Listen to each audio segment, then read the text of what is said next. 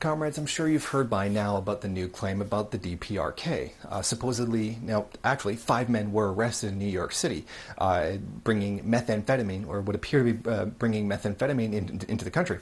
Now the claim is that these men say that they got the methamphetamine from North Korea, and the police are saying this is a bust of stopping a floodgate of meth into the United States from the DPRK. Of course, the amount of meth seized is 200 pounds. Which is hardly a floodgate of meth.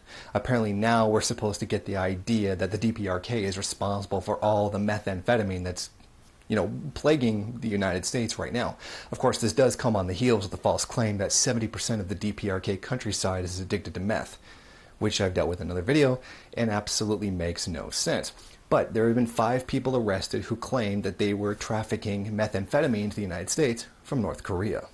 Now, according to those same reports, the methamphetamine is 99% pure, meaning it's the same blue magic that was popularized in people's consciousness with the show Breaking Bad.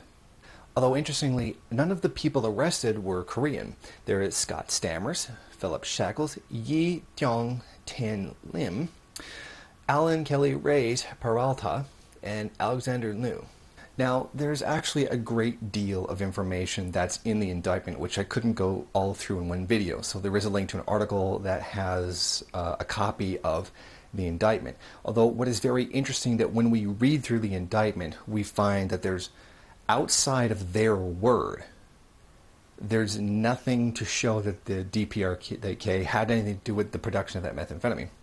But here's what we do know from the statements that they have made to police. They don't know who it is that actually produced it. They can't show where it actually came from, although they do say that it comes from North Korea. They say that the production facility where it was produced in the DPRK has been destroyed by the government. But they also say they've never seen the place. So they haven't seen, can't really prove where it's from. They've never seen the place where it's produced, although somehow they know that it's been destroyed by the police in the DPRK. Nor do they even know who it is that they are actually getting the methamphetamine from, which makes this whole thing entirely suspicious. This claim doesn't even really make much sense. Why would any drug dealer even go all the way to North Korea to get methamphetamine? It's very easily produced at home. In fact, it would be much easier because the chemicals themselves would be much easier to get a hold of because of the free market, whereas they would be very tightly, strictly controlled in the DPRK. Also, you wouldn't have to drag the meth all the way across the planet to get it to buyers, which is extremely inefficient. It can be very easily done at home, and even with reduced labor costs that you would get overseas, it's still cheaper to do it domestically because you don't, again, have to drag that meth all the way across the planet.